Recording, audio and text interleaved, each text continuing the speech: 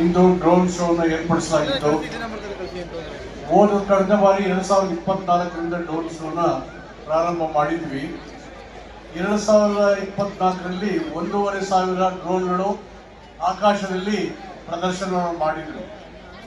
ಈ ಸಾರಿ ಸುಮಾರು 3,000 ಡ್ರೋನ್ಗಳನ್ನು ಆಕಾಶದಲ್ಲಿ ತೇಲಿಬಿಟ್ಟು ಸುಮಾರು 2,900ಕ್ಕೂ ಹೆಚ್ಚು ಡ್ರೋನ್ಗಳು ನಮ್ಮ ರಾಷ್ಟ್ರ ಅನಿಮಲ್ ಹುಲಿಯನ್ನ ರಚನೆ ಮಾಡುವುದರ ಮುಖಾಂತರ ಲಂಡನ್ನ ಗಿನ್ನಿಸ್ ಬುಕ್ನ ಟೀಮ್ ಅನ್ನು ಆಕರ್ಷಿಸಿ ಗಿನ್ನಿಸ್ ರೆಕಾರ್ಡ್ಗೆ ಮೈಸೂರು ದಸರಾ ಡ್ರೋನ್ ಶೋ ಪ್ರವೇಶ ಆಗಿರ್ತಕ್ಕಂಥದ್ದು ಅತ್ಯಂತ ಸಂತೋಷ.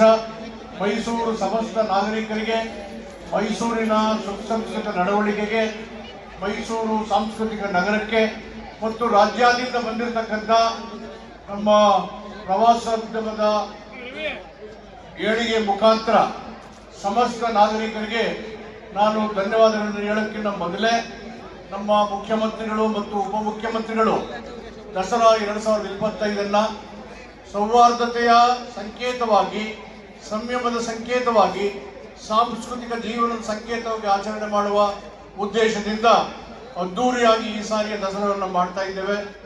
ಲಂಡನ್ ಟೀಮು, ಗಿನ್ನಿಸ್ ರೆಕಾರ್ಡ್ನ ಟೀಮು ಇದೆಲ್ಲವನ್ನ ಖುದ್ದು ನೋಡಿ ಒಂದು ಗಿನ್ನಿಸ್ ರೆಕಾರ್ಡ್ನ ಸರ್ಟಿಫಿಕೇಟ್ ಕೊಟ್ಟಿದ್ದಾರೆ. ನಾನು ಮೈಸೂರು ಸಮಸ್ತ ನಾಗರಿಕ ಜನತೆಯ ಪರವಾಗಿ, ಸರ್ಕಾರದ ಪರವಾಗಿ ಲಂಡನ್ ಟೀಮ್ ಗಿನ್ನಿಸ್ ರೆಕಾರ್ಡ್ನ ಟೀಮಿಗೆ my heartiest congratulation the team of Guinness World Record, having appreciated, having witnessed and recorded the number of drones that is formed to show the tiger, which is a national animal, and I am thankful to the team as well, to the Mysoreans, and also I thank to the Honorable Power Minister Mr. George Saab, Chescom MD Mr. Ramesh Bandisidegowda, our ACS Power Mr. Gautam